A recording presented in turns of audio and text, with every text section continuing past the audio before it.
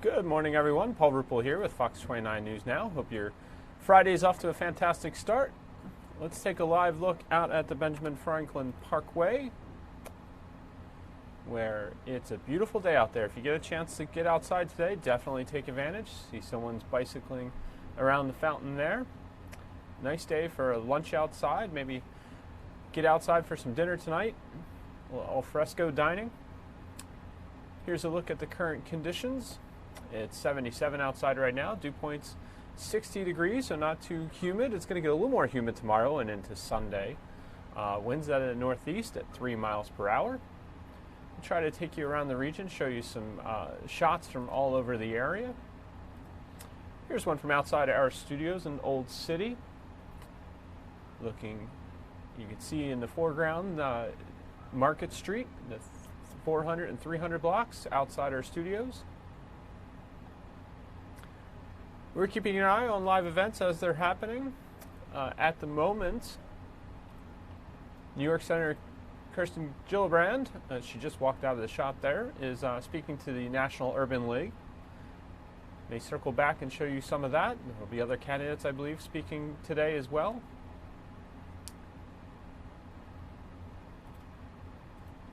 Also watching the stock market right now, it's up 35 points. Dow Jones Industrial Average at 27,177.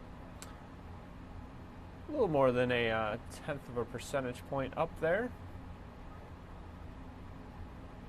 So keeping an eye on all live events occurring that are coming into our newsroom right now. For the moment, we're going to take you to the latest in the political world. You see the Capitol Dome there. Democrats are running out of time to impeach President Trump. As the House heads for an extended vacation, Democrats are hoping to heal a growing internal rift over how to take on President Trump. Fox's Doug Luzader has a story this morning from Washington. 7:10. Democrats are running out of time to impeach President Trump. As the House heads out for an extended vacation, the Democrats are hoping to heal a growing internal rift over how to take on President Trump. Still a lot of division this morning, Doug.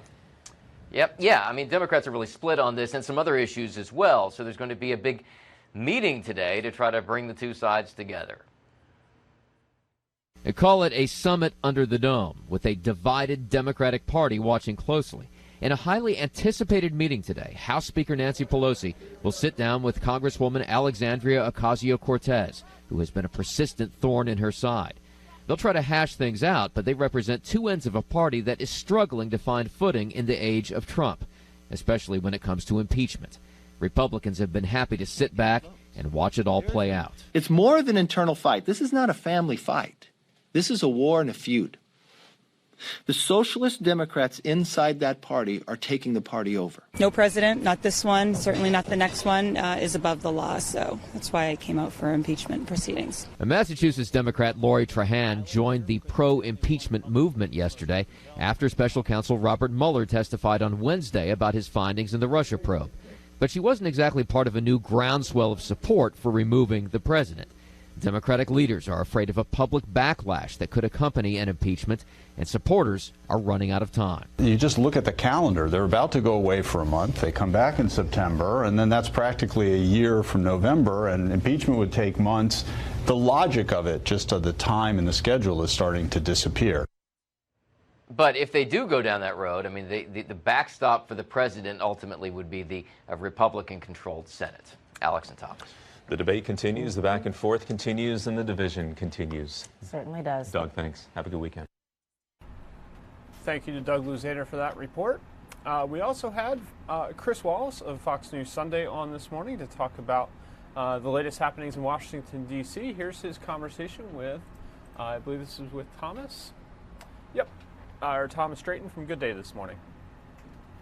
To unwind. So to say it's been a busy week on Capitol Hill would be an understatement. Of course, the major headline come this Sunday. What will it be? Well, Chris Wallace is joining us from Washington with more. I'm sure it'll have to do with something with a man named Robert Mueller.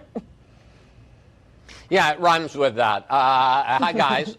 We're certainly going to be talking about the fallout from the Mueller hearing, which I think was a big disappointment to pro-impeachment Democrats. They were hoping that Mueller would make some kind of strong statement and it would breathe new life into the effort to remove the president. Mueller's testimony, by all accounts, all sides seem to agree, was pretty faltering.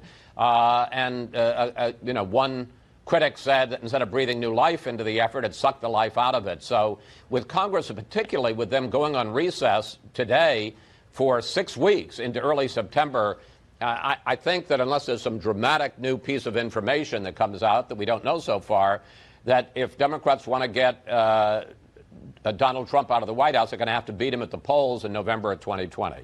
But it seems like also Democrats need to figure out a way to come together, because they're also going to meet, because some of them are pro-impeachment, others aren't, and they've got to figure that out.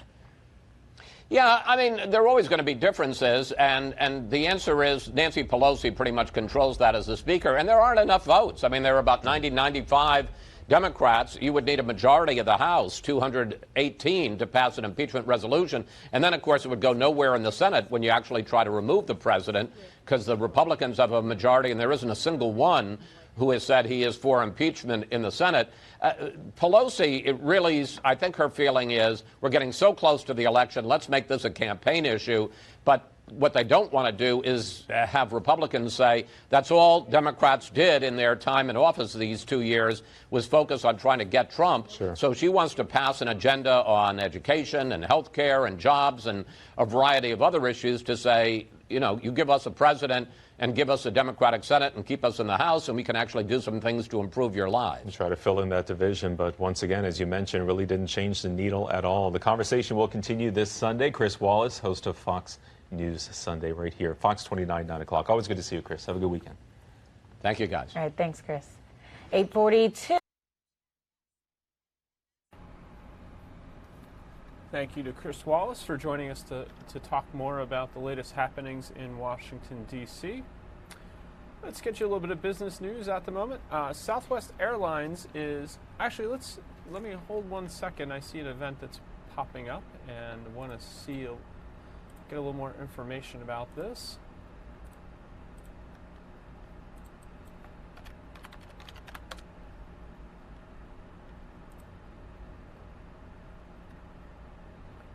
Bear with me 1 second as you look live at the fountain there and on the Benjamin Franklin Parkway.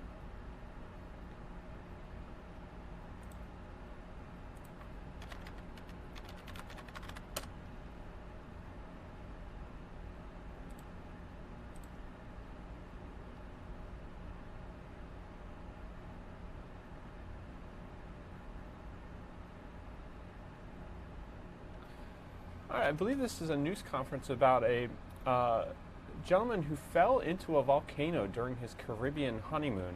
This is coming to us from Fort Lauderdale, Florida. I believe this was a hospital news conference that's occurring, courtesy of WSVN in Fort Lauderdale, Florida. Let's listen in to this interview. Could potentially upcharge. So we decided, just kind of with the way the country typically is set up to, we decided we were just going to go there, find the visitor center, and find a tour guide that would probably be cheaper and can also haggle a little bit. But we got there and we actually didn't see a visitor center. So, and it was just kind of the beginning of the trail. So we're just like, okay, we don't need one. We'll just go ahead and do it. So we started hiking up the trail, and starts out flat, then kind of gets a lot steeper near the end as you get closer to the crater of the volcano, of course. And it was, like I said, it was a 2-mile hike up, and due to the terrain, it takes a while, and we weren't rushing by any means. We were taking our time. So it took us about 2.5 hours to reach the crater of the volcano, the top. And then from there, kind of soon after we got to the top, we ran into one gentleman, which is the only person we've seen the entire time. Talked briefly with him, but he was on his way back down at that point. So then we just kind of took our time at the top, took some pictures, ate lunch, and then just enjoyed the view. So from the top of the crater, you could see down into the crater, which just looks like since it was a dormant volcano, it just looked like a lush prairie. So there's just like the rainforest that was growing up the side of the volcano just continued to descend down into the crater as well. So there's just a bunch of trees and vegetation down there, and it's really beautiful. And you can see down there, and then at certain parts, if you climbed up a little bit, you could see out where we came as well. You can see like back down the outer side of the volcano, and then see the ocean. So I had some pictures of that as well as the inside. And then from the inside, we saw a rope trail leading down to the crater, the middle of the crater of the volcano, that you could climb down. And what I mean by rope trail is it was just a series of ropes that were tied between trees. Some were drilled into rocks, so it wasn't. And just the fact that it was like drilled into rocks and seemed pretty secure, and it was worn out, so people have taken it before, and people frequently take it. It looks like, but it was really steep. So going down into the crater was about 60 to 70 degrees angle, and it was pretty much straight down. There's a couple little jigs left and right, but pretty much the entire time it was pretty straight down and very steep. So Kami and I both started to descend down to the crater just to kind of, like I said, get a better view and get some pictures. And then when we started descending down to the crater, she stopped at about 15 to 20 feet down because she's not a big fan of heights. She's afraid of heights, and it was steep enough that it freaked her out a bit. So she stayed up at the top. I continued to go down, and I was just going to have her wait there for half an hour while I go down and get some pictures for her to see and for just to look at it. And so on my way down, I was just holding on to the ropes, kind of walking down backwards like you would a ladder because of the angle that it's at. And then next thing I remember is I'm fine. There was one stretch that like it went actually horizontal instead of straight down vertical, and so I was climbing across that. And then the next thing I noticed, I'm sitting on the ground with my head between my knees and vomiting up blood, and there's blood all down my shirt. And I hear Kami calling out to me. So what we think happened is I think that a rope snapped and I fell, but we're not entirely certain because I don't remember falling at all or leading up to the fall even. I just remember climbing across 1 second, and then next second I'm on the ground. But we just think that a rope snapped because I don't remember slipping, and I'm usually, when climbing stuff like this, I'm usually pretty cautious and careful about my footing and handholds, so it's possible that I slipped, but I find it more likely that a rope broke on me or something, or came untied or something like that. But so that was how the fall happened, and we think it was about, we estimated based on Kami's estimation of where she found, or how fast I was going down, and then where she found my phone and headband afterward, and then where I was. We think it was anywhere between 40 to 70 feet in distance. That wasn't straight down by any means. It was, part of it could have been a straight down fall. Part of it's going to be that just rolling down backwards, the slope that was there. So that's, and I remember some things afterward. I was in and out of consciousness. Well, not consciousness. I got knocked unconscious at first, but then my memory goes in and out of things I remember after the fall. So Kami would probably do a better job telling the story from that point on. So Kami, you heard his cries for help then, right? Yeah, so I didn't hear his initial fall. I didn't hear any initial Sorry. We'll hang on one fall. second. Everybody good? Maybe Kami, in the meantime, if you could, your name is pronounced Kami? Yes. Okay, and spell it for us. ACAIMIE.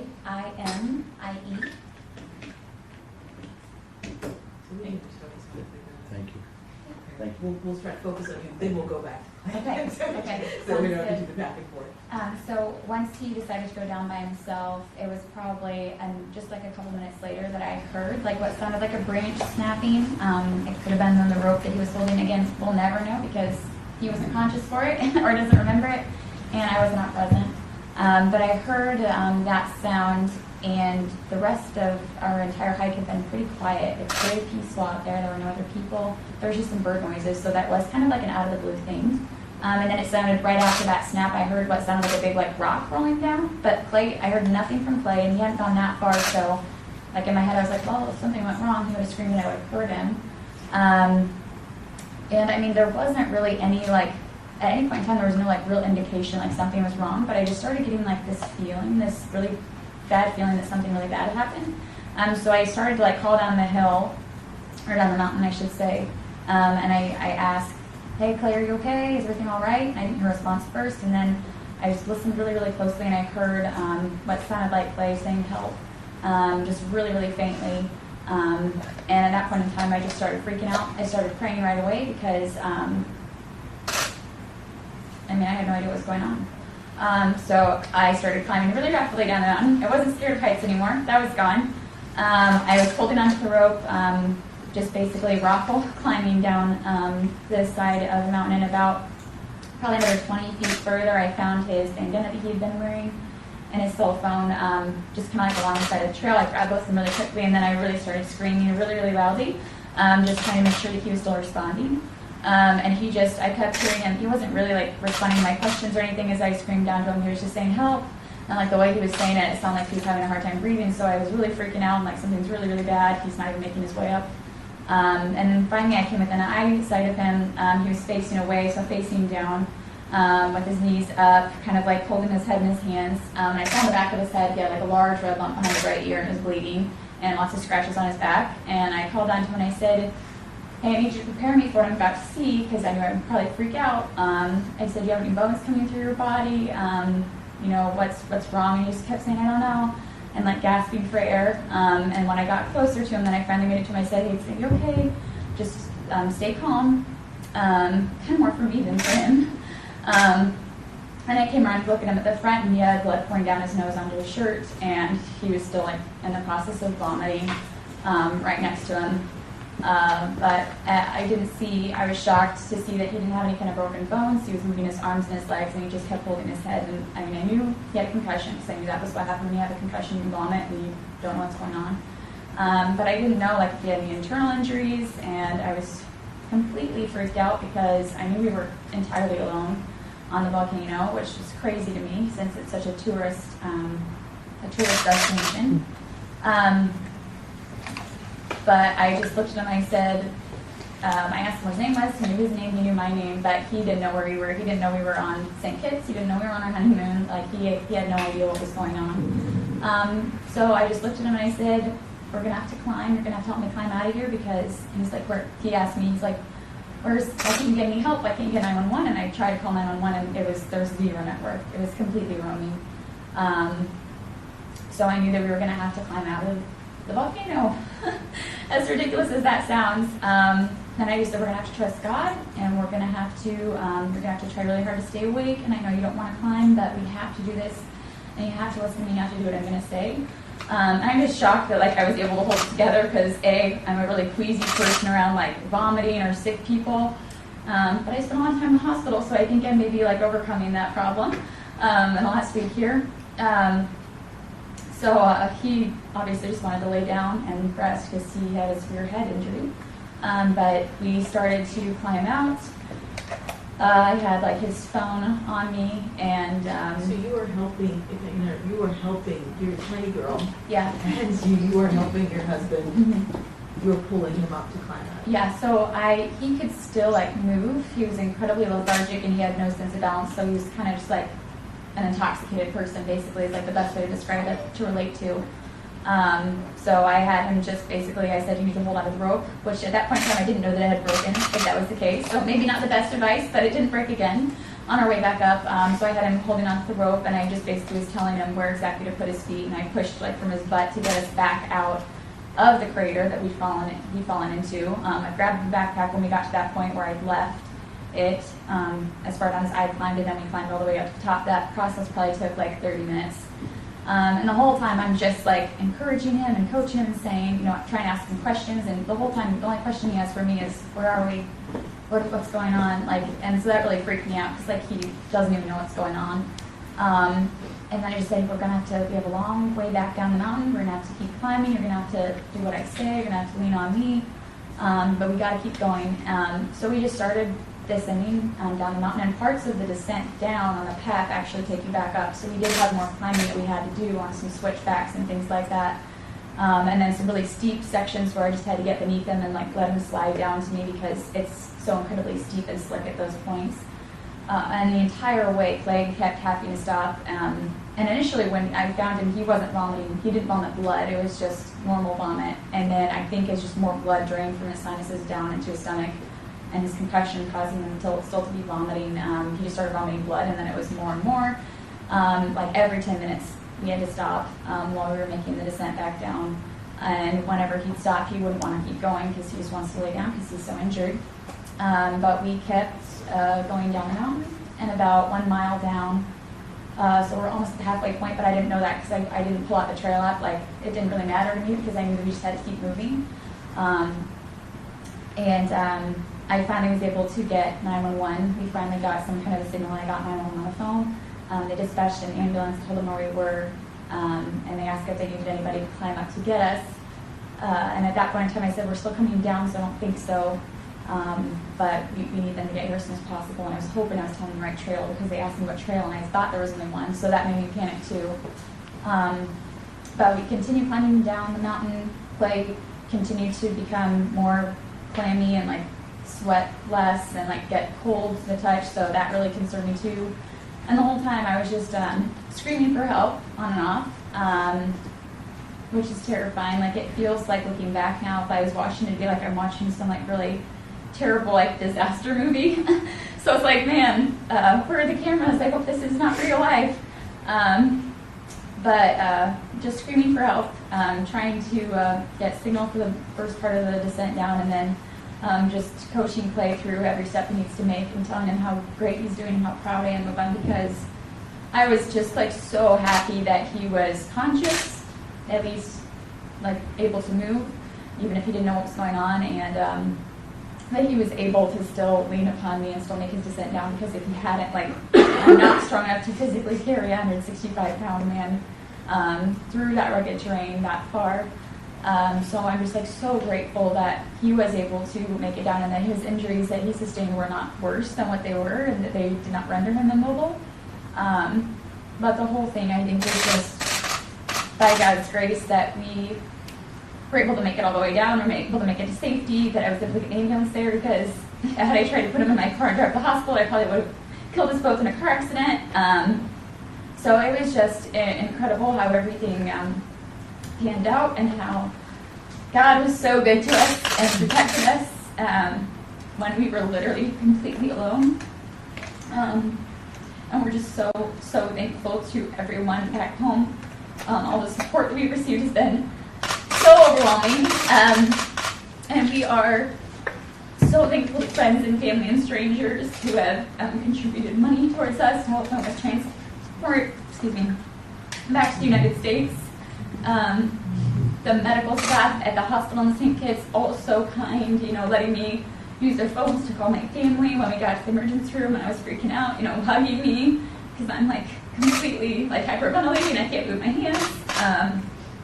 It was overwhelming, the amount of love that we've been the recipients of, and it's like crazy to think of us finally being back in the States. And it was so relieving when we finally got on that air ambulance and when we landed here in Fort Lauderdale, just to know that, all right, like, we have phone service now, we have good Wi-Fi, we can talk to people now, and we feel like we're in really good hands here at Broward Health Center, and we're so thankful for the care and the attention that they've been giving us, the staff here, and just all of the love and the support and prayers that have been put out for us from people we don't even know. It's really, really crazy just to think about all this, and probably the worst honeymoon ever. But through it, we've learned a lot about each other, a lot about who we ultimately need to have our trust in, and that's our God, because He's the only one who could have allowed us to get out of this by trusting in Him. So that's pretty much our story so far.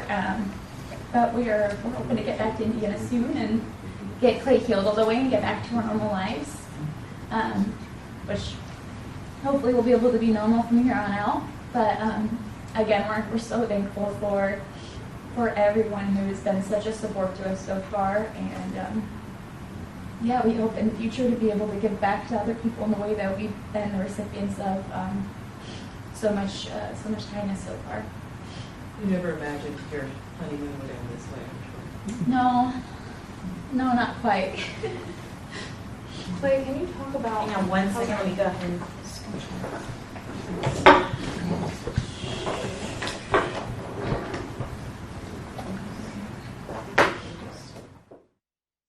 Amazing and harrowing tale there from Newlyweds. This is, I told you I'd get you a little more story about this. This is an Indiana man who fell down a volcano in the Caribbean and lived to tell his tale. Clay Chastain. He was on a honeymoon in St. Kitts on July 18th when his wife, I believe it's Akemi, decided to hike Mount Liamiuga, a dormant volcano on the island. They were describing what happened there. Chastain suffered a severe concussion, cracked vertebrae, a fracture in his skull, and loss of hearing in his right ear. The couple couldn't fly commercially home as air reportedly entered Chastain's brain tissue, but the pair was scheduled to take a medical flight to Florida on Wednesday. So they've obviously made it home, are getting some care in Broward County, and thank goodness for that. I'm glad to see he's doing better and on the mend. Let's get you to another live event that's occurring at the moment, then we'll get you some local news in a little bit. This is Senator Kamala Harris of California is talking at the National Urban League. We mentioned earlier that some of the presidential candidates are speaking there today. Let's listen into her speech there in Indianapolis, Indiana, to the National Urban League. Of course, among the many heroes of that important movement were the lawyers: Thurgood Marshall, Charles Hamilton Houston, Constance Baker Motley. Those individuals who understood the skill of the profession of law to translate the passion from the streets to the courtrooms of our country, and to do the important work that we know must always be done of reminding folks of that great promise we articulated in 1776, that we are all equal and should be treated that way. And the fight for equality, of course, is more important than it has been in a long time. It is more important today than it has been in a long time. Because right now, we have a supposed leader in the White House who doesn't want to stand for progress, but in fact stands in the way of progress. And he wants to take us back. Donald Trump says he wants to make America great again. Well, what does again mean? Back before the Civil Rights Act? Back before the Voting Rights Act? Back before Roe v. Wade? Back before the Fair Housing Act? Because we're not going back. We are not going back. And when he looks at women of color who are serving their country in the United States Congress, women who chose to become public servants, women who have been duly elected by their constituents, women who have sworn an oath to defend the Constitution of the United States from all enemies, foreign and domestic, and he tells them to go back to where they came from, what do we say? We're not going back. We're not going back. And in fact, I'll tell y'all where we're going. We're going to the White House. That's where we're going.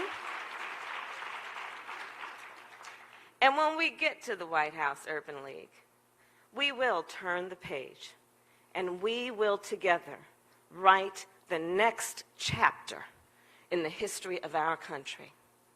But we can't, of course, write the next chapter without remembering the last one. So let's talk about where we're going in that context. We're going from when the doors to many of our country's prestigious colleges and professions were being closed to our community and to the new investments that educate the next generation of black leaders. We're going from redlining to real opportunity for home ownership. We're going from being excluded from the first industrial revolution to propelling the next one. And to that end, a few weeks ago, I laid out a plan to reduce the racial wealth gap in our country after centuries of discrimination and to expand home ownership to up to 4 million black families. Thank you.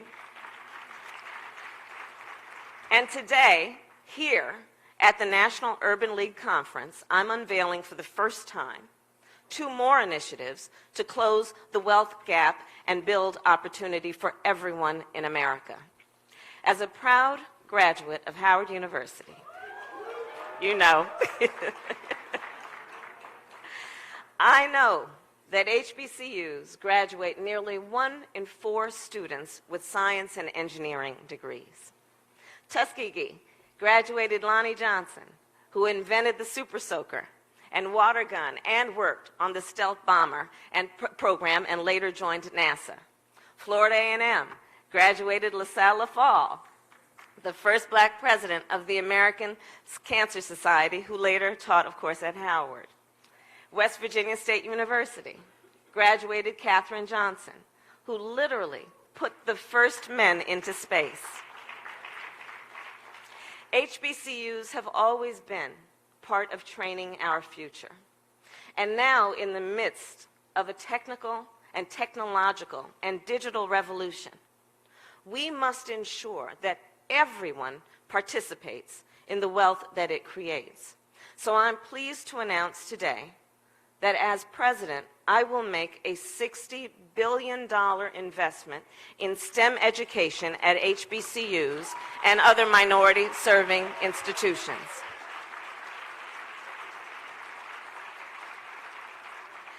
And part of what we know is that those institutions, those HBCUs, have broad shoulders upon whom many have stood. But we also know that many of the labs are outdated, and these campuses need to be upgraded and continue to attract world-class researchers. And why? Because it will enhance the student experience and allow students to compete in a global world. So that is why I am prepared to make that investment, knowing of the historical relevance and role of HBCUs, the challenges they currently face, and the needs that we can actually meet in tomorrow. And I'll also invest another $2.5 billion to support HBCU teacher programs. Why? Well, here's the thing. If a black child has a black teacher before the end of 3rd grade, that child is 13% more likely to go to college. If that child has had 2 black teachers before the end of 3rd grade, they are 32% more likely to go to college. So let's be bold. Let's move forward.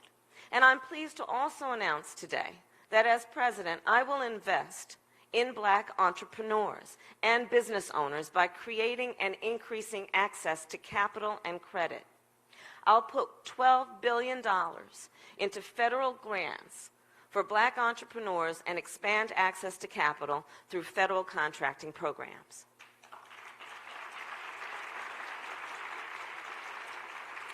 So I'll give you an example of what that means. So say someone, for example, wants to open and start a hardware store, right? He could apply for a $50,000 grant from the Minority Business Development Agency to get that business off the ground. His business then will, of course, hire workers from the community and contribute to the community financially and as a civic leader. And all of society, as a result, will benefit. And Urban League, let's be clear. By taking these challenges on, we don't just move black America forward. All of America moves forward. All of America will benefit. So let's be bold and build the America we believe in. The America we believe in, which is where you only have to work one job to have a roof over your head and put food on the table. An America where teachers are paid their value and children are safe in their classrooms. Where health care is a right and not a privilege for just those few who can afford it. And the America we believe in, where the right to vote is sacred and privileged and protected, and where opportunity is not determined by your race or your zip code. And where, in our America, where we have a president that lifts people up not beat them down. That's the America we stand for, and that's the America we will fight for. And I thank you, Urban League, for all of your leadership, and I look forward to fighting with you for that America, because we all know part of the strength of this organization and all of the leaders in this room is we have always been motivated by knowing what can be and believing and being deep of faith in knowing what can be, unburdened by what has been. And this fight is a fight that is born out of optimism. This is a fight that is born out of not only knowing that we must fight for the soul of our country, but this is a fight born also out of love of country. And this is a fight we will win. Thank you.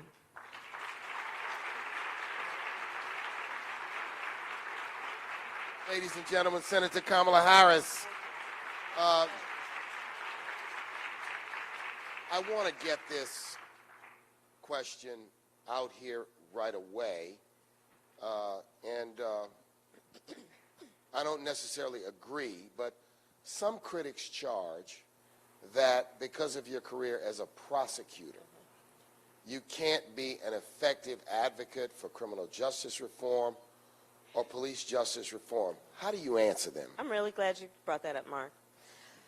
So here's the thing.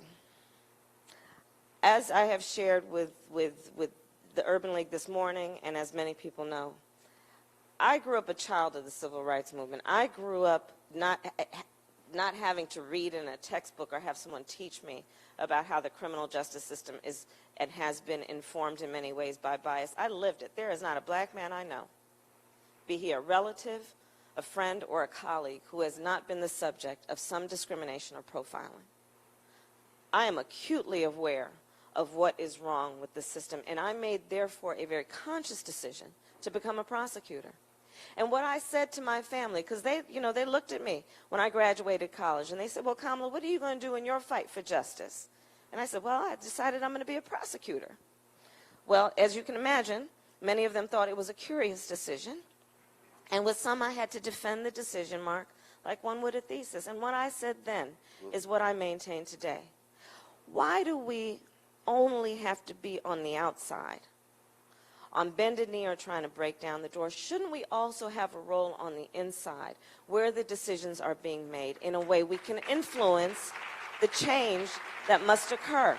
And I'm very proud of the fact that it was because I was the first black woman elected DA in a state of 40 million people that I had the power to create one of the first reentry initiatives in the United States focused on young drug sales offenders, young adults, and getting them jobs and counseling and support in raising their families so that they could re-enter the community in a way they wouldn't re-offend. I didn't have to ask anybody permission to do it because I was running the office.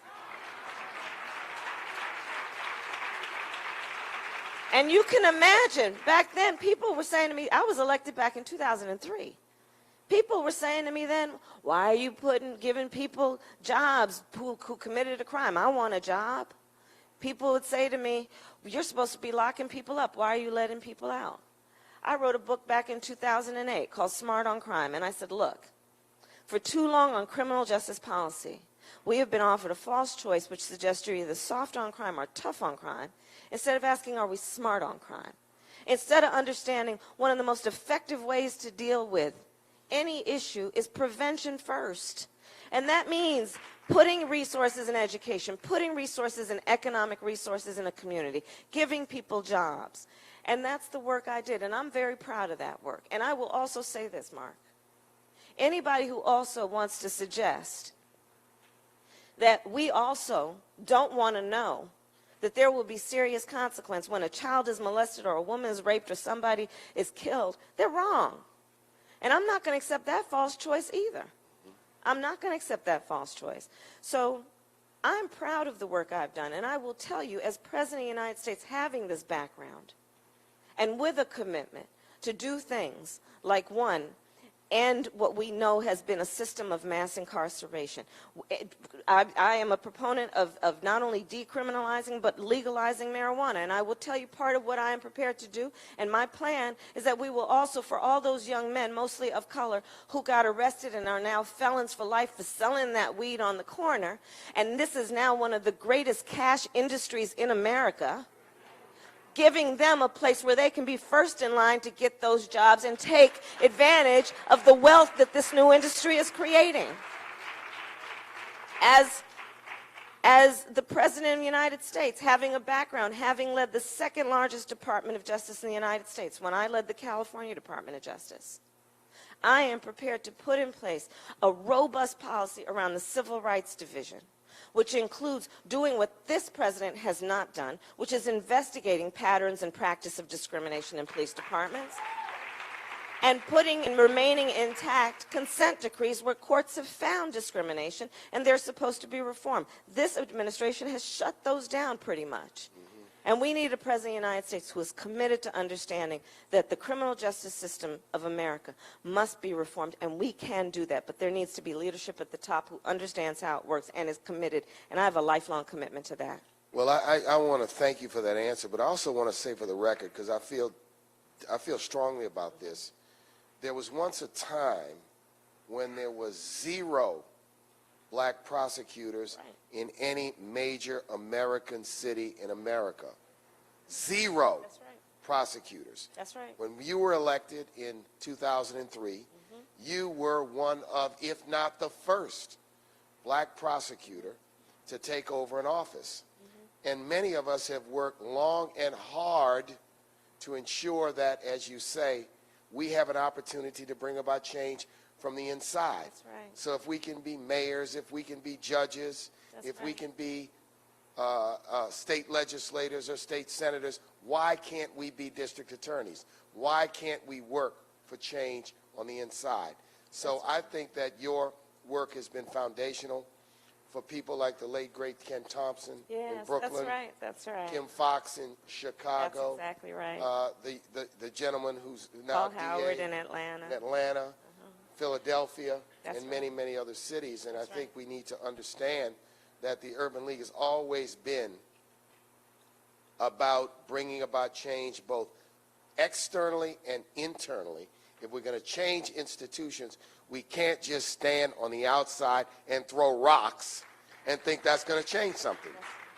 It's important to advocate for change from the outside, but it's also as important for us to be on the inside. So thank you for your answer. Second, voting rights. Yes. Would you commit to introduce, pass, and sign a new Voting Rights Act amendment in your first 100 days as president? Absolutely. That ends voter suppression, vote dilution, vote discrimination, and restores the preclearance provision Absolutely. knocked out by Shelby? Right, absolutely. And as we know, since 2013, when Shelby v. Holder was decided, we have seen at least 24 states who immediately thereafter put in laws through their state legislatures that, we all know the North Carolina case where the Court of Appeal found with surgical precision, those were the words of the Court of Appeal, that state put in place laws that were intended to prevent black folks from voting.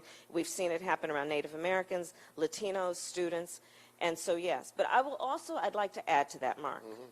So I serve on the Senate Intelligence Committee as well as Homeland Security and Judiciary and Budget. It is a fact that Russia interfered in the election of the President of the United States. And here's the thing that I urge everyone to do if you've not. Read the public reports from the intelligence community about what happened.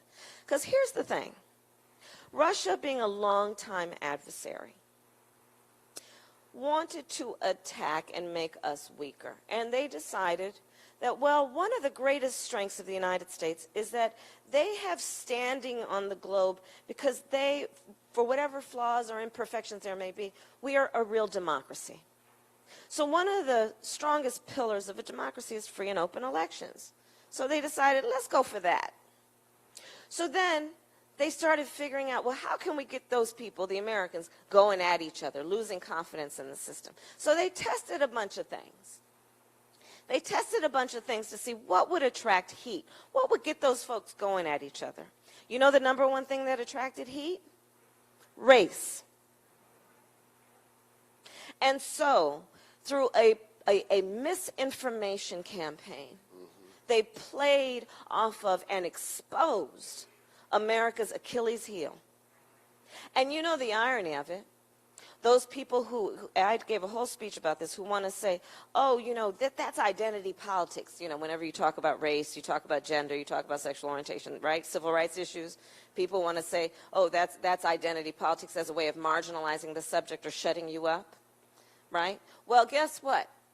All of a sudden, the issue of race has become not only a civil rights issue, a national security issue. But we've got to take it seriously. Listen to Christopher Wray, the head of the FBI, when he told us a couple of months ago, 2020 is going to be fierce. And we cannot get played.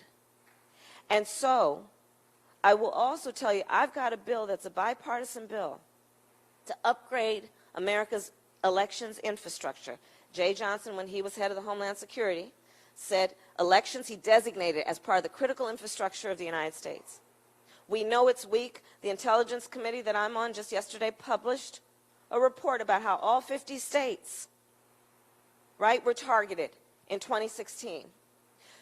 Mitch McConnell and the Senate leadership will not put our bill on the floor for a vote. So it will be incumbent on us, National Urban League, to take seriously whenever and wherever we start to hear false information. We cannot, as we did many of us last time, think, oh,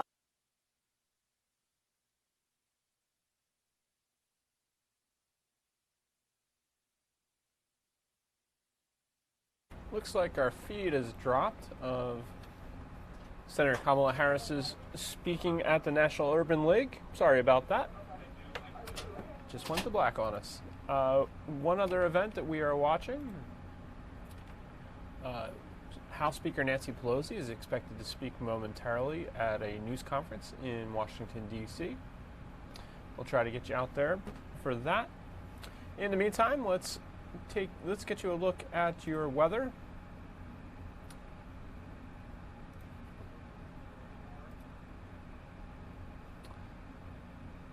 Here is another live look at outside our studios in Old City, Philadelphia. Currently 81 degrees, dew point 61, winds calm at this point.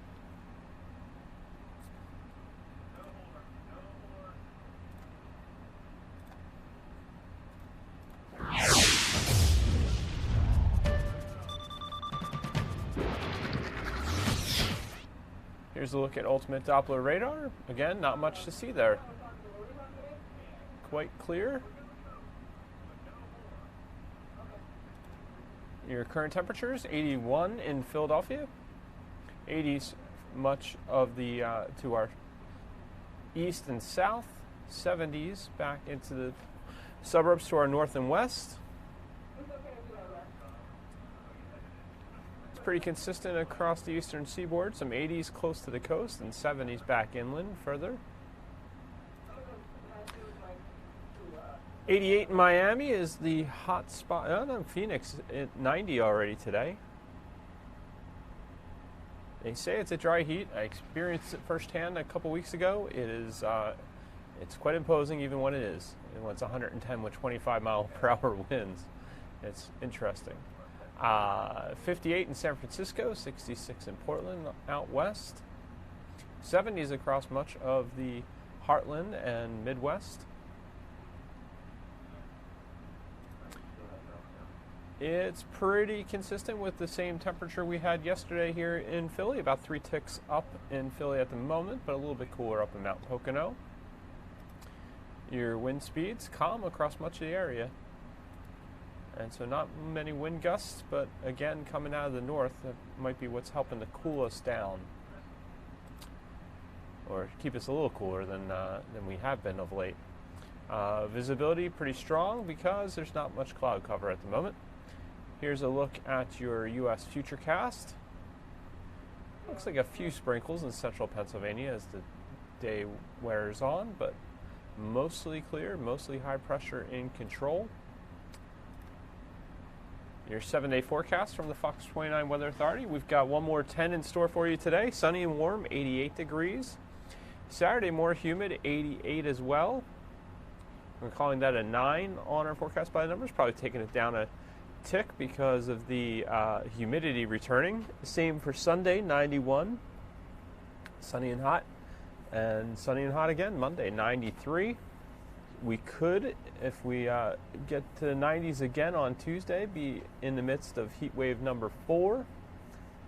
Wednesday, sun to storms, 87, and showers and storms on Thursday. So rain chances return on Wednesday and Thursday of next week. Enjoy the low humidity while it lasts. We'll have overnight lows ticking up into the 70s and mid-70s as we get further into the 7-day. Reminder to download the Fox 29 Weather Authority app. Get the latest conditions wherever you are on the go.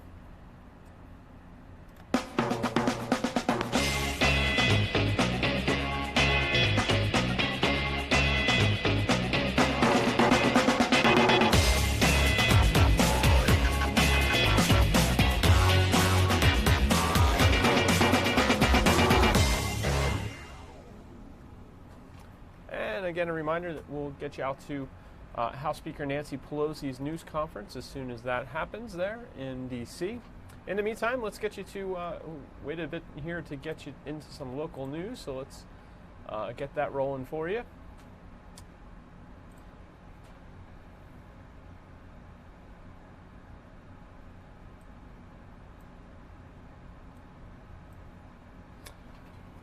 Developing in Montgomery County.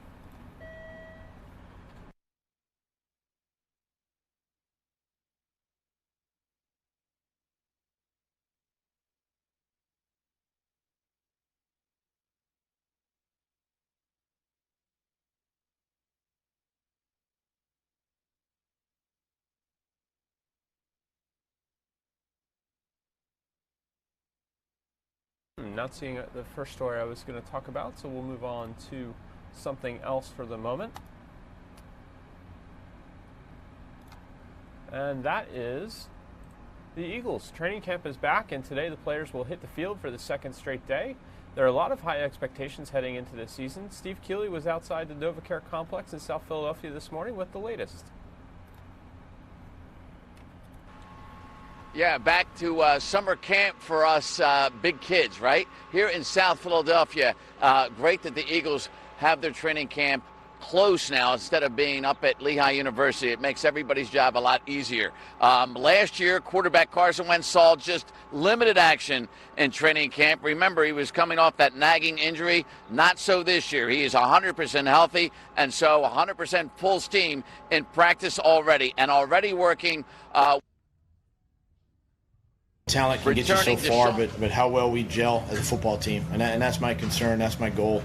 Is let's not worry about that. You know, we gotta execute on the field. Nothing's ever handed to us in this business. We have to go take it. We got to go earn it. Every season there's expectations. Every season there's pressure. Every season there's all of those things. And so for us, we just try and block all that out and come together as a team. Like I said, there's always pressure. You know, whether it's this much or this much, it doesn't really change the way at least for me, the way I approach it every single day, and just block that out and just keep getting better. Well, too young to retire at age 37, back for a 16th season. Number 71, Jason Peters, who many believe is a surefire first ballot Hall of Famer when he does eventually retire. Still considered, though, one of the best offensive tackles in all of football, and I'm sure Carson Wentz is happy to have him. 9 Pro Bowls, going for a 10th. That is second most ever by an undrafted player, by the way. And Andre Dillard, the Eagles' #1 draft choice, likely Jason Peters' eventual replacement, and maybe even ready to step in should Jason Peters get hurt or need a rest. Pick number 22 overall, and the Eagles moved up from number 25 to grab Dillard, and I'm sure they're happy with his progress, and he gets to learn and train right behind a Hall of Famer, so good for him as well. All right, we've got this story I started to tell you about just before that. Developing in Montgomery County, police want to know if these women look familiar to you. They're accused of kidnapping a 76-year-old woman, then robbing her. They even threatened to kill her family. Our Sabina Kiriakos was in West Norriton Township this morning with more.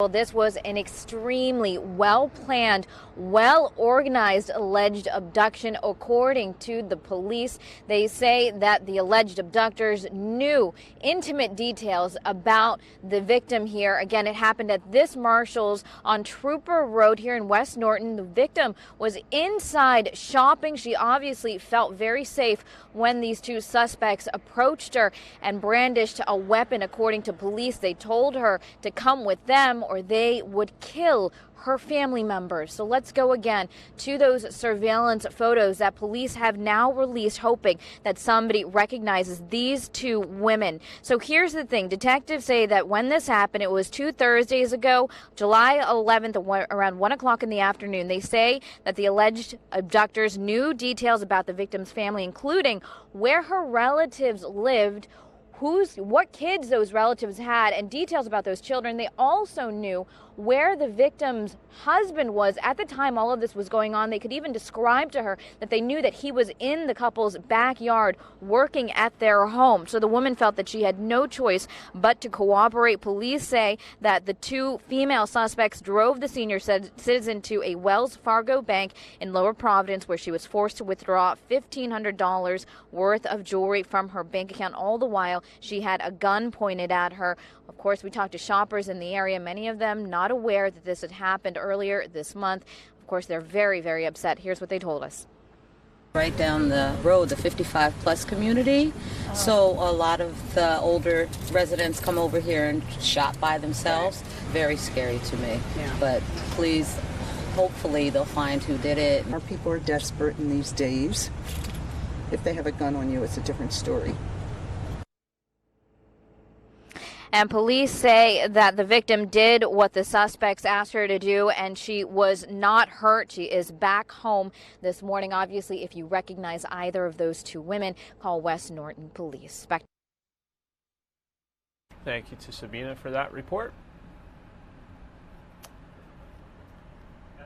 All right, let's get you to some other stories locally.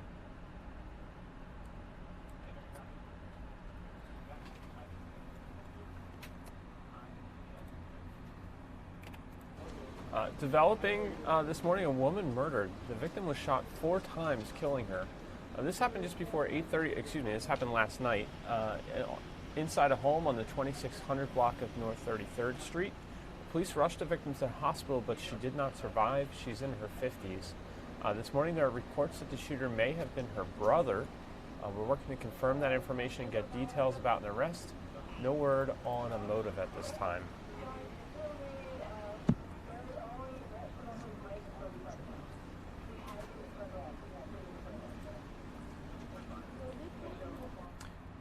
Prosecutors are investigating the murder of a 15-year-old. She was found shot to death inside a rental property. It happened on South Massachusetts Avenue just after 4 yesterday morning. When officers arrived, they found the girl in a 4th-floor apartment. The landlord says he evicted a tenant for unpaid rent Wednesday. That woman says her 17-year-old son later came back with a few girls. We're waiting for investigators to release more information. Let's go live to Washington, D.C., where House Speaker Nancy Pelosi is now addressing the media at her weekly news conference. Let's listen into what she has to say. Process, but the way the legislation was written for bipartisan agreement on for us to proceed on any extraordinary measures, I think we have forestalled any prospect of a shutdown. Offsets, they wanted overwhelming offsets. We had half of what they wanted. We may even wanted more than that, but it was good because what we want to offset are investments that we make in people, and we just weren't going to go to that place. Parity, I'm always fighting for parity. To the extent that you increase the defense budget, you have to increase the domestic budget. Except this time we got $10 billion more than parity. Our fight was to get more funding for our veterans. That was a constant fight for us because the needs keep growing. And also this time in a one-time situation for the census, so that we can have, as the Constitution requires, an accurate account of who lives in America. And of course, one of the issues of interest to the Secretary of the Treasury was lifting the debt ceiling. Well, that's of interest to all of us. The full faith and credit of the United States of America should never be in doubt. The Constitution says that. And now we remove all doubt, at least until July 31st, 2021. This is a very long debt limit lifting, or they call it suspension of the debt limit. You saw on Wednesday the testimony of, I guess we don't call him special counsel anymore, Mr. Robert Mueller. We'll go more into that if you wish, but on one focus I want to make is in his testimony, he said that the Russians are attacking our elections in a sweeping and systemic fashion, and that they are doing it as we sit here. The disruption of our election that happened in 2016, and now they are doing it again. That was Wednesday when Mr. Mueller testified in person on that. Yesterday, the Senate Intelligence Committee released a bipartisan report showing that the election system in all 50 states were targeted by Russia, and yet the president calls this a hoax, and Senator McConnell refuses to act. Just the other day, in the Senate, there were a number of bills.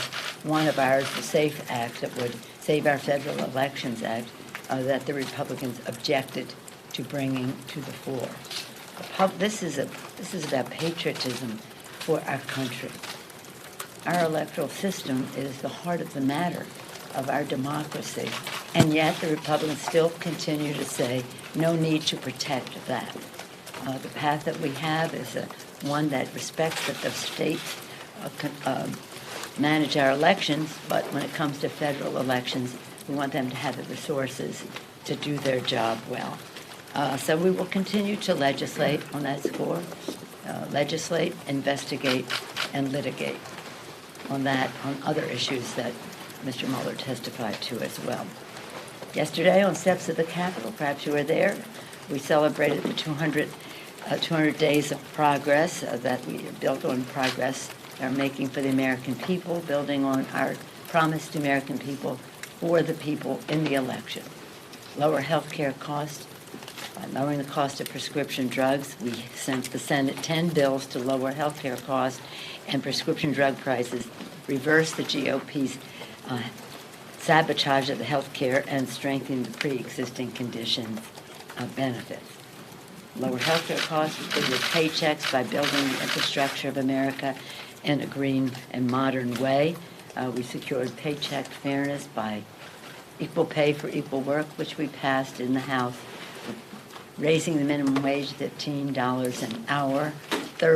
Over 30 million people will get a raise in our country. Over 20 million of them are women. And as we get past other initiatives in our appropriations process in the West to build the infrastructure of America. Lower health care costs, bigger paychecks, cleaner government, clean up corruption, and reduce the role of big dark money in Washington. We passed H.R. 1 for the people. We will be passing the Voting Rights Act, and that is part of that, as well as we did pass the SAFE Act, and we really do call upon the Senate to pass a version of the SAFE Act to protect our electors. We go out now for our district work period. Democrats intend to own August to make so many of the bills that we passed too hot to handle for the Republicans in the Senate not to raise the minimum wage or end gun violence by common sense gun violence prevention measures. The list equal pay for equal work. The list goes on and on. But we're very, very proud of the work that our members have done. We will be across the country, a drumbeat across America. lower health care costs, bigger paychecks, cleaner government. And with that, I'll be pleased to take any questions. Same old same. Okay, here we go. Thank you, Madam Speaker. When you are becoming Speaker again for a second time, you once said that you want to show Americans the power of the gavel. Some have been critical and said that here you are, a San Francisco representative, known as someone who's very liberal, yet not fully using the gavel for some of the top liberal priorities, starting with impeachment, and then some of the others, what we saw on the Homeland Security bill. What do you say to those who are critical of what has been done so far in the House? Well, as you probably are aware, Republicans had 137,000 ads, in their view, criticizing me as a San Francisco liberal. In my view, that's not an appellation that I'm very proud to have. Nothing is a bigger honor to me than to represent San Francisco in the Congress. And I say, any honor my colleagues give me, Speaker, leader, whip, whatever it has been over time, cannot match the privilege of walking on the floor of the House to speak for the people of San Francisco. And I do that for them. As Speaker, I have to bring unity to our caucus, and to do so with the boldest common denominator in our caucus. I say to the members, your job description and your job title are one and the same, representative. And I consider myself a weaver, just at the loom, just making all of those threads come together in the boldest possible way. And that I'm very proud of being Speaker of the House, and in doing so in the boldest possible way. And what we are advocating is a progressive agenda for our country. In the aftermath of the Mueller hearing, you said that you want to focus on what you're doing in the courts. Now, some of your Democratic colleagues believe you're simply trying to run out the clock on impeachment. Are you trying to run out the clock? No, I'm not trying to run out the clock. Let's get sophisticated about this, okay? Okay? But how long do you think these court fights will take? We will proceed when we have what we need to proceed, not one day sooner. And everybody has the liberty and the luxury to espouse their own position and to criticize me for trying to go down the path in the most determined, positive way. Again, their advocacy for impeachment only gives me leverage. I have no complaint with what they are doing. But I know Mueller, I keep calling him Special Counsel Mueller, but Mr. Mueller said the other day, confirmed in the public mind that the president has obstructed justice. You know what he said. He could have exonerated him. He would have. He didn't. But he was not able to investigate the president's finances, personal business or otherwise, and that is what we are doing in the courts. So I'm willing to take whatever heat there is there to say when the decision will be made in a timely fashion. This isn't endless. And when we have the best, strongest possible case, and that's not endless either. I mean, it may be endless in terms of the violations of the law that the president is engaged in. But that's what I say to you. Madam Speaker. Madam Speaker, do you think you were able to bury the hatchet with Congresswoman Ocasio-Cortez in your meeting? I don't think there ever was any hatchet. Well, she called you downright disrespectful. Well, that's we're in a political arena. Let me just say this, because I have some level of confidence and actually joy in seeing diversity in our caucus. We are the Democratic Party.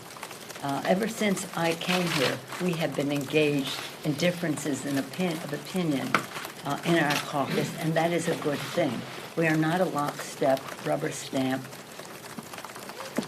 representation of anything except representatives of our district and what that means. So in our caucus, we have our differences. Respect that. Instead of making a big issue of it, respect that. Those are our differences, and how we express ourselves as representatives of our districts is our responsibility. I've never seen, actually, yesterday we had 219 votes for the bill. Is anybody asking any questions about that? 219, a very unified caucus in doing what we needed to do for the American people, even though it was a compromise.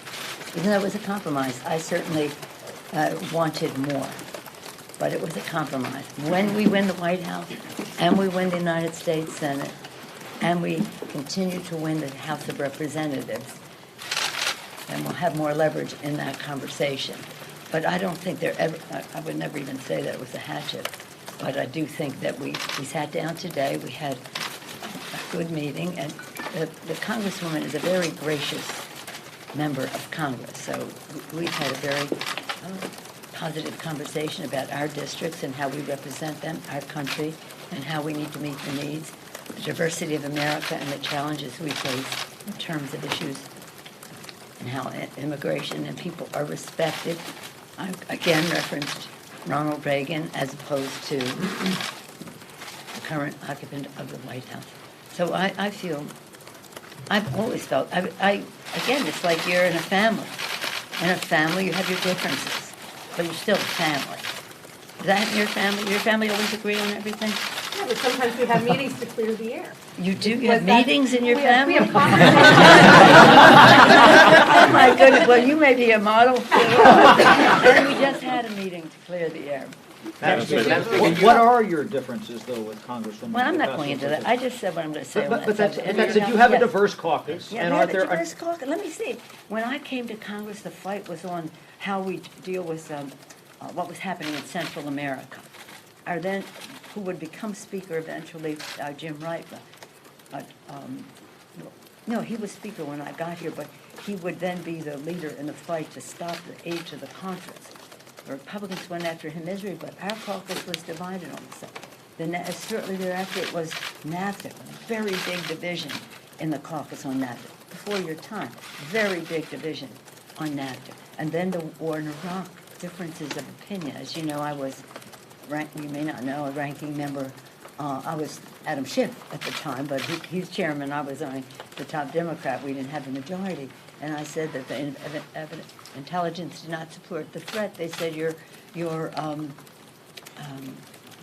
calling the president a liar. I said, I'm not calling him a liar. I'm stating a fact. The intelligence does not support the threat that this administration is using as a justification for war. People said to me then, and I had been in Congress over 10 years by then, you're never going anyplace in this party unless you vote for this war. Well, I didn't vote for it, and a majority of our Democrats didn't vote for it, and Senator Graham didn't vote for it, who was the Democrat in the Senate, leader on the Intelligence Committee. In the House, our members, by and large, voted against the war. In the Senate, they voted for it. So it was a big division among Democrats on that subject. That list goes on and on. These some personality issues and the rest, they're minor. We have a big schism in our country between what is happening, could happen in this Congress, and what is happening in the White House. Everybody knows we have to keep our eye on the ball. Yes, thank you. Some of your colleagues think the leaving impeachment on the table heading into the August recess, some of them have said it looks indecisive and that they think it overshadows the agenda. Do you think there's a drop-dead point with which the caucus has to make a decision on this? I don't agree with what they say.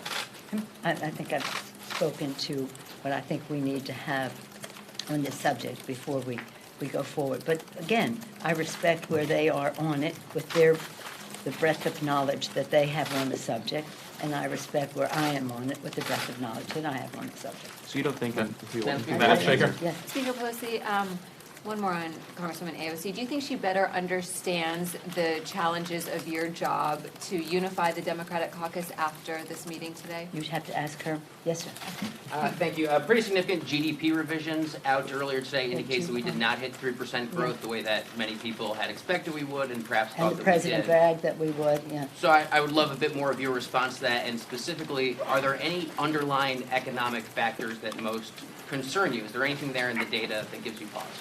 Well, I haven't seen all of the data yet, except the figure that it's, 2.1? Closer to 2.5 versus 3. Closer to 2.5. And the president had used 3% as the standard.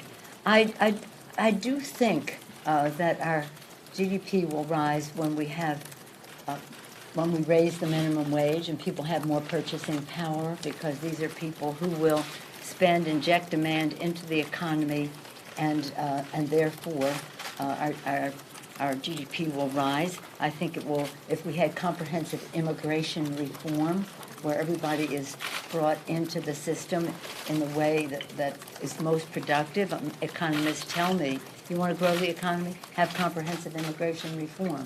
So in how we not just have trickle down to grow our economy, but how we have bubble up.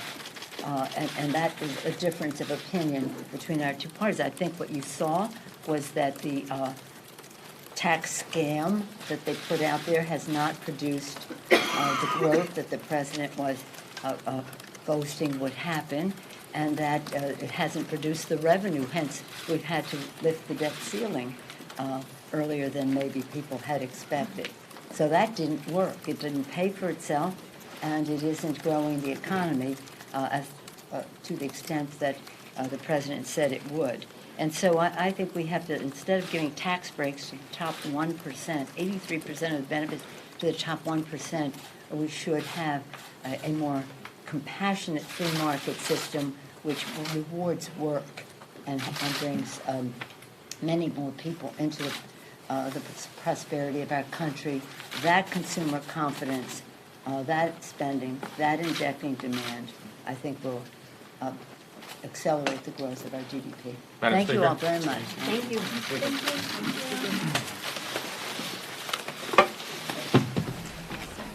House Speaker Nancy Pelosi wrapping up her weekly news conference there, talking about her meeting with Representative Ocasio-Cortez, AOC, Alexandria Ocasio-Cortez, today.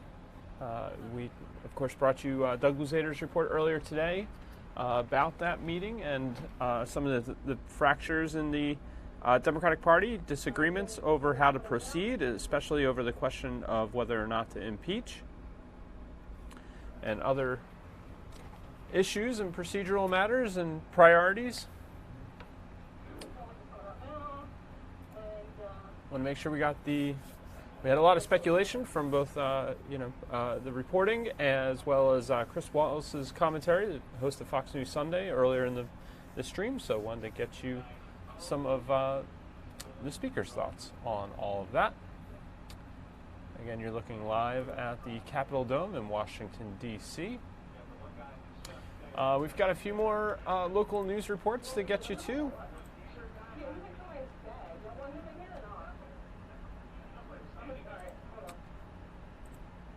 Let's get those dialed up for you.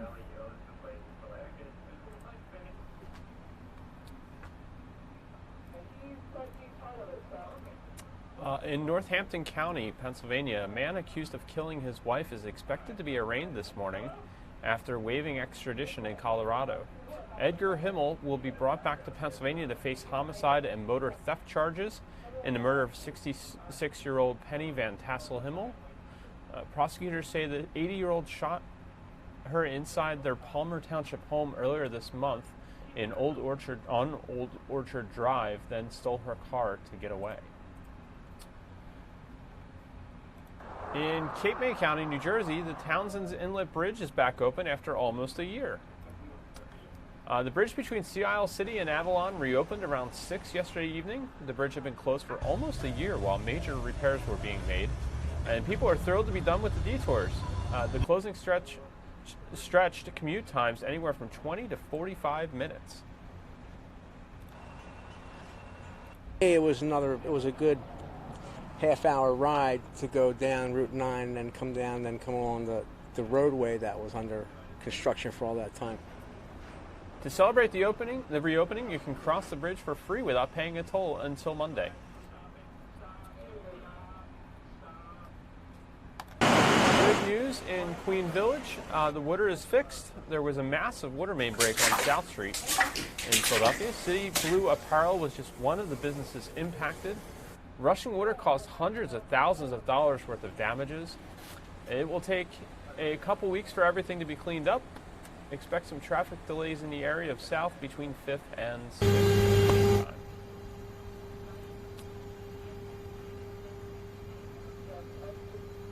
Look at the damage there. In Ocean County, New Jersey, the Department of Health says there is another confirmed case of the measles. They say the patient lives in Ocean County and may have exposed other people who visited Congregation Bells in Lakewood.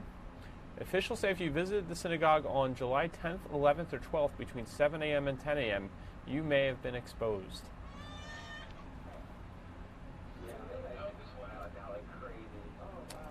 Happening now, college students sleeping over to raise money for the homeless, to help the homeless. More than 80 graduate students have been spending the night in sleeping bags under pieces of cardboard at the Jefferson East Falls Campus Center. They're raising money for the Covenant House, a nonprofit shelter for homeless youth. So far, they've raised $10,000. Kudos to them. Great work for a good cause. If you're looking to adopt a furry friend, visit a ACCT Philly this weekend. The city tweeted out yesterday saying, the shelters are full at ACCT Philly and we need your help. Adoption fees will be waived today through Sunday, so please help if you can and consider adopting.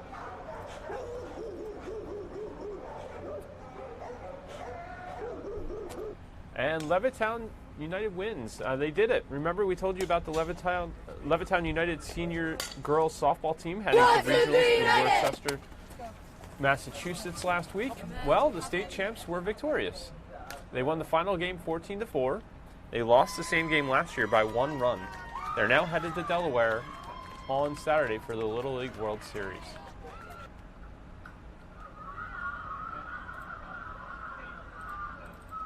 Congratulations to them.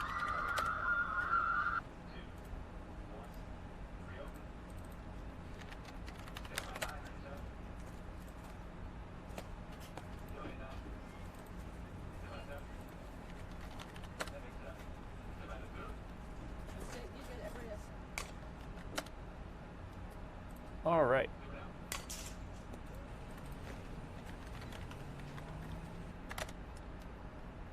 It's like Airbnb for your pool. People can rent them out for hundreds of dollars an hour, but it might not be all fun and games.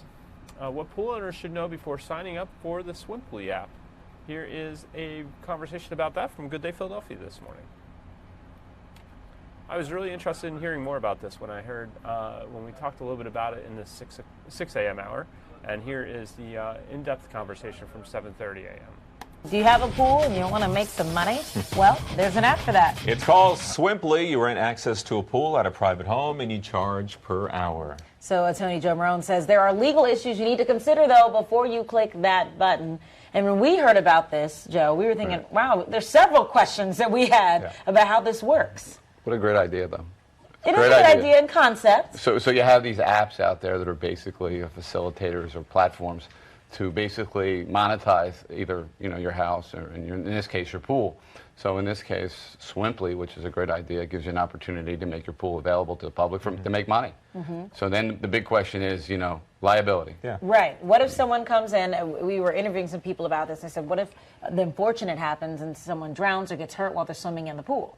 We got a problem. Well, but Swimply doesn't have a problem. They make it clear in their policies, but the homeowner or the host has the problem. So there's a whole bunch of things they have to do, and it's kind of a new thing because it's different than an Airbnb, because in Airbnb, you're renting your home, right, and you're in a dwelling. And the other thing is with Airbnb, they provide host protection insurance. You get that when you utilize Airbnb. In this case, when you use Swimply, you get nothing. So it's up to the host to have the adequate insurance to protect themselves. So there's a bunch of things that they need to do, and they try to tell you on the app what you should do, but it's kind of your responsibility as a homeowner. So you say concept-wise it's a great idea, but let's say I have a pool, I come to you for legal advice. Do you say, yeah, this is a great idea, rent it out? Well, I think what you should do is if you decide to turn your pool into, which what you're doing is you're turning your pool into a business. So you should go get a lawyer, and I'll tell you why you should get a lawyer, because you need first of all, adequate insurance. You need to contact your insurance company to make sure you're even covered for having outsiders to come in to use your pool.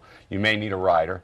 Then there's an issue of assumption of risk and a waiver of liability. I would have a lawyer draft a waiver of liability to have the individual sign that. It's not ultimate protection, but it gives you enough protection where if something horrible happens, because remember, a pool can be a dangerous item on your home, right? People drown, people get hurt. Yeah. And then you start to think about it. People want to utilize it for parties. I mean, if you want to have 20 people, if you want to open your house up and make your pool a business, and you want to have, let's say, 20 people come over and have a party, bad things are going to happen. People are going to utilize alcohol, people are going to do things, and ultimately somebody's going to get hurt and the problem's going to happen. And that's a good point. We saw a video there of like more than 25 people. Let's say you invite all your friends over, 25, 30 people. Now, do you need a lifeguard on duty? Because it's in some jurisdictions.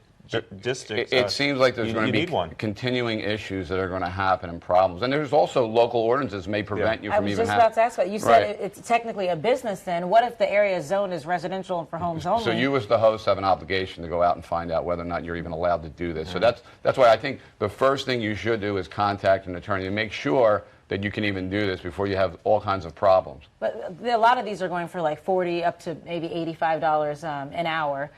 Is it worth it? By the time you get to your attorney and you try to look up all this information, I mean... Well, but think about this. You have a home, right? You're not using the pool, and it's sitting there, and you need either you need to make some money or you want to make some bucks. Here's a great opportunity to turn your pool into a business. Yeah. However, there's a lot of steps that you have to go through in order to protect yourself from ultimately being sued. And I think that's what they don't really exemplify, because they really want to promote this as a great idea. They want as many users as possible. But there's a flip side. Here's the flip side. It takes an industry, right, and it turns it in and makes it viable. How does it make it viable? It makes it viable because all of a sudden pool companies have come in, and all of a sudden they become busy because they're going to come out and inspect the pool. They're going to be selling more chemicals. People are now using porta potties. The porta potty business has increased because people don't want people to go in their house to go to the bathroom. So there's a lot of good things from economically that could happen, but there's also a lot of liability issues. And you talk about the flip side. What if someone damages my pool? Then what? What protection do I have? Well, you have to make sure you have your insurance policy will cover property damage. If you don't have that, now you're going to have a problem. You're going to be stuck, obviously, repairing it out of your own pocket.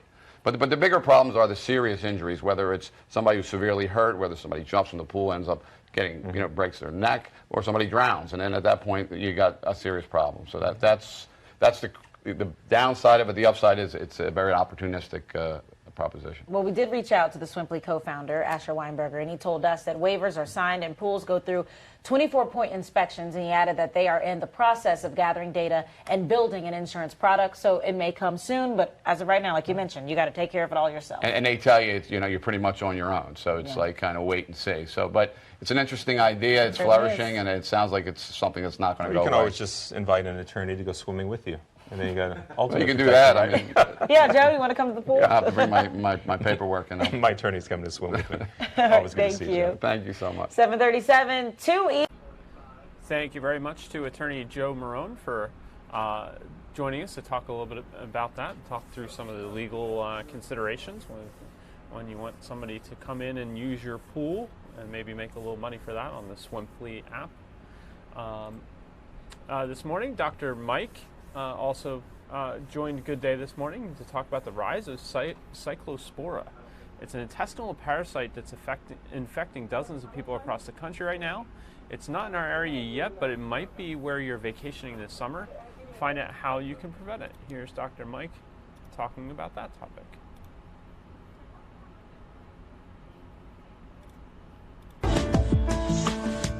$7.56. So cyclospora infections are on the rise, but what exactly is it? Let's get right to it, Dr. Mike. What are we talking about? We're talking about a parasite that is transmitted from people that have it. They defecate, they have a bowel movement, and somehow they don't wash their hands. And then it gets on fruits and vegetables and things, and then you get it in your mouth, and then you get it. That's how it happens. And so it can cause things like diarrhea, nausea, bloating, a lot of feeling fatigue, all of that. The good news is there's treatment for it. There's a drug called Bactrim, which is an antibiotic.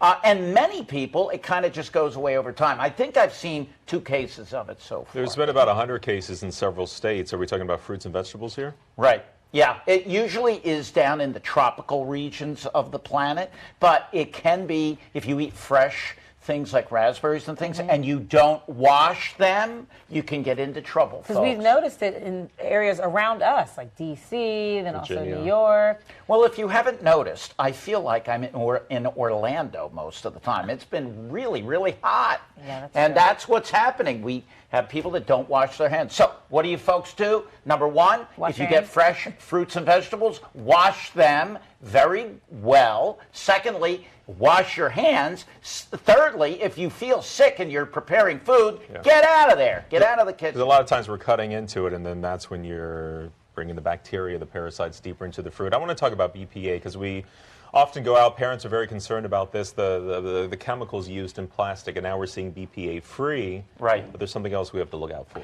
Well, so the bottom line is we have now found that this chemical bisphenol A, which is used in plastics to make them flexible and soft, a wonderful thing. The problem is it's known as an endocrine disruptor. And what it does in the body, it affects things like estrogen, can lead to diabetes, obesity. Some people think it may be related to cancer. So what did the FDA and everybody do? Get rid of it. And if you go in the aisles of stores, you'll see bisphenol A, BPA free. Well, the problem with that is that some companies are using bisphenol S and bisphenol F. And new research indicates that that may be the same problem. So what is the FDA doing?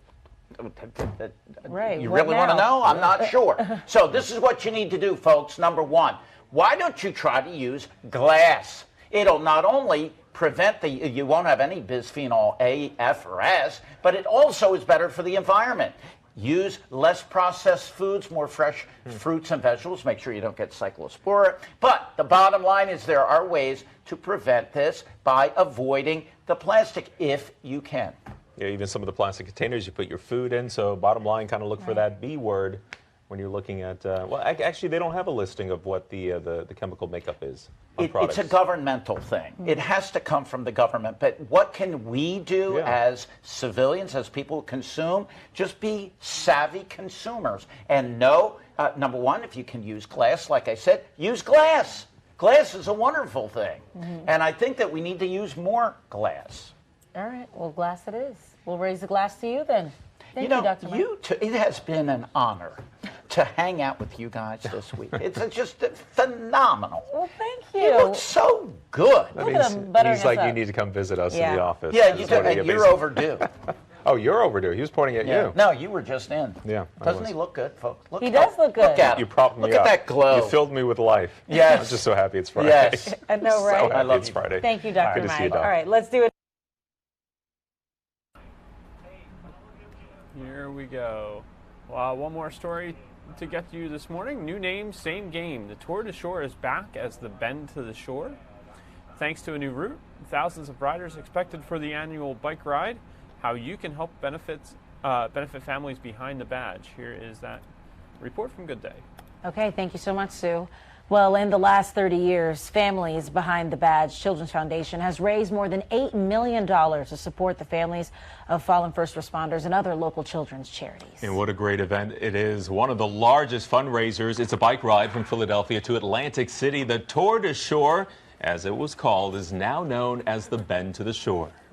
And so we want to bring in our guests, because who better to talk about the race than those who have benefited from the foundation and even ridden in the race. So this morning we're joined by Judy Cassidy, whose husband Chuck, a Philadelphia police officer, was killed in 2007. And then, the picture, he's right behind her there. And also Kimmy Pawlowski, whose husband John, also a Philadelphia police officer, was killed in 2009. Their son Johnny, who's now 10, was born after his father passed. And we have Mark O'Connor, who founded the race and is also here to tell us how we can all support this wonderful effort. Good morning to all of you. Good morning. Thank you for being here.